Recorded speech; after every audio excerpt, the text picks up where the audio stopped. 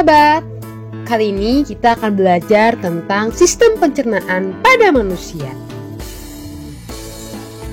Di video kali ini, materi yang akan kita bahas yaitu tentang organ-organ pencernaan manusia, fungsi organ-organ pencernaan pada manusia, dan bagaimana proses pencernaan pada manusia. Sahabat, apa nih makanan favorit kamu? Bakmi, bakso, ayam goreng, spaghetti, atau mie ayam? Saat membayangkan, tanpa disadari kita langsung menelan air liur ya. Air liur yang keluar ketika kamu mengebayangkan makanan favorit kamu, atau ketika kamu lihat bentuknya, atau cium baunya saja, artinya sistem pencernaan kamu sudah bekerja. Bahkan sebelum kamu mulai memasukkan makanan itu ke dalam mulutmu.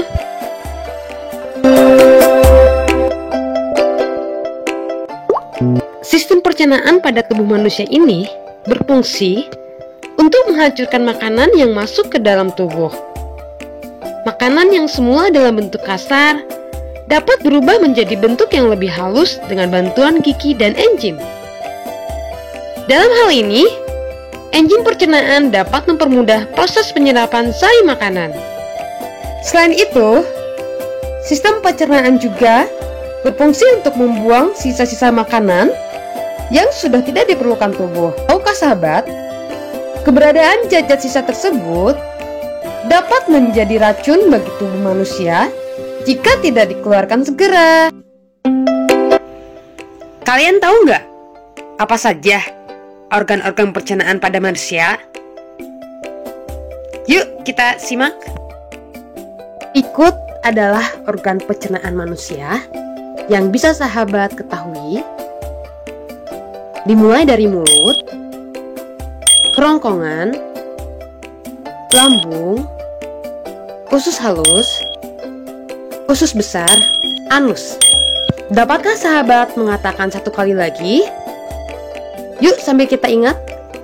Organ pencernaan manusia dimulai dari mulut, kerongkongan, lambung, usus halus, usus besar, dan anus. Selanjutnya, apa saja fungsi organ-organ pencernaan pada manusia? Secara umum, mulut berfungsi untuk menghancurkan makanan sehingga ukurannya lebih kecil.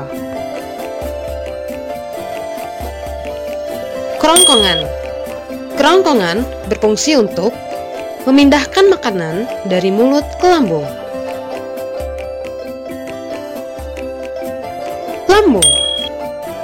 Lambung berfungsi untuk memecah makanan dan mencampurkannya dengan asam dan enzim.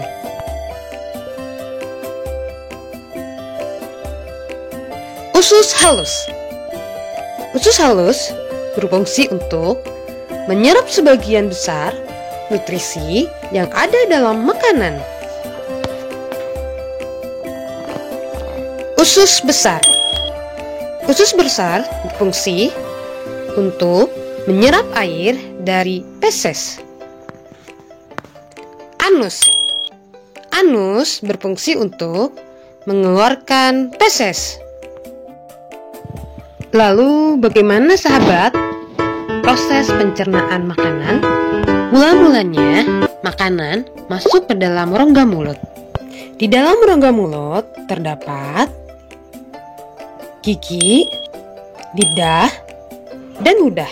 Gigi ada beberapa jenis, yaitu yang pertama, gigi seri untuk memotong makanan. Kedua, gigi taring untuk merobek makanan.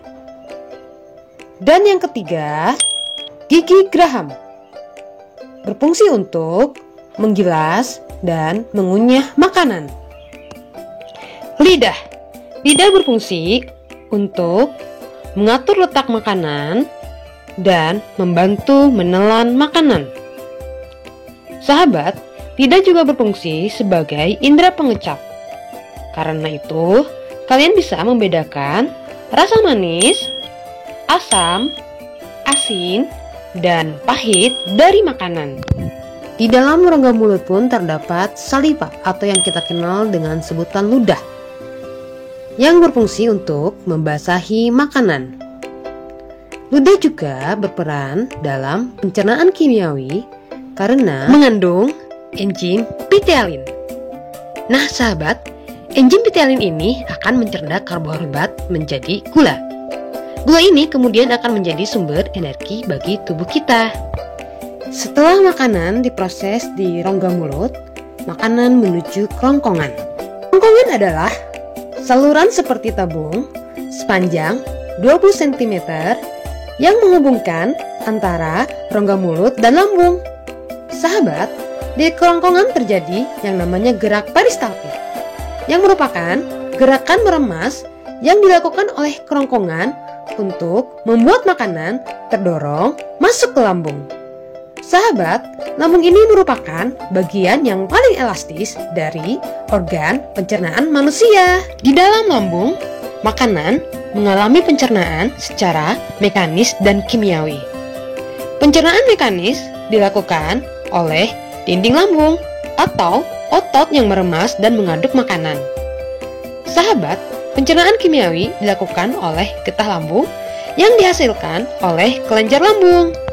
Getah lambung ini mengandung 3 enzim, yaitu pepsin, renin, dan asam klorida atau dikenal dengan HCl. Sahabat, enzim pepsin berfungsi untuk memecah protein menjadi peptid. Enzim renin berfungsi untuk mengendapkan protein susu menjadi kasein. Sedangkan asam klorida berfungsi untuk mengasamkan makanan dan membunuh kuman yang menyertai makanan. Selanjutnya, makanan tersebut akan dicerna oleh usus halus. Tahukah sahabat, usus halus merupakan usus terpanjang di saluran pencernaan karena panjangnya mencapai 6 hingga 7 meter. Di dalam usus halus ini terdapat cairan khusus yang membantu memperbaiki pencernaan makanan. Sahabat, di usus ini terdiri dari 3 bagian, yaitu usus 12 jari, usus kosong, dan usus penyerapan. Lalu, apa sajakah fungsi tersebut? Fungsi dari usus 12 jari atau disebut juga duodenum memiliki panjang kurang lebih 25 cm. Usus 12 jari berfungsi untuk mencerna makanan dengan bantuan getah pankreas dan getah empedu. Getah pankreas ini dihasilkan oleh kelenjar pankreas. Sahabat, getah pankreas mengandung enzim-enzim sebagai berikut. Enzim amilase berfungsi untuk mengubah zat tepung atau dikenal dengan amilom menjadi zat gula atau glukosa. Enzim tripsin berfungsi mengubah pepton menjadi asam amino. Sedangkan enzim lipase berfungsi untuk mengubah lemak menjadi asam lemak dan gliserol. Sahabat, sedangkan getah empedu dihasilkan oleh hati dan disimpan dalam kantong empedu. Getah empedu berfungsi untuk mencerna lemak. Sahabat, selanjutnya usus kosong atau dikenal dengan jejunum terletak di antara usus 12 jari dan usus penyerapan. Usus kosong ini memiliki panjang sekitar 2,5 meter dan berfungsi untuk mencerna makanan dari usus 12 jari. Terakhir, dalam usus halus adalah usus penyerap, yang merupakan tempat penyerapan sari-sari makanan. Sahabat, selanjutnya, sisa makanan yang dicerna masih berlanjut di usus besar. Nah, usus besar ini berfungsi untuk menyerap cairan, vitamin, dan mineral dari sisa makanan yang telah diserap oleh usus halus. Di dalam usus besar terdapat bakteri yang berguna untuk tubuh yang bernama E. coli, yang berfungsi untuk membantu proses pembusukan sisa-sisa makanan. Proses pembusukan sisa makanan akan menghasilkan kotoran atau dikenal dengan feses, yang kemudian dikeluarkan melalui anus. Sahabat, anus adalah lubang di bawah pantat yang berfungsi sebagai tempat keluarnya feses dari tubuh. Nah, sahabat, demikianlah proses pencernaan dalam tubuh manusia. Ternyata prosesnya panjang juga ya. Sahabat, jangan lupa kerjakan latihan ya sebagai penguatan. Demikian penjelasan dari Bu Nita. Terima kasih.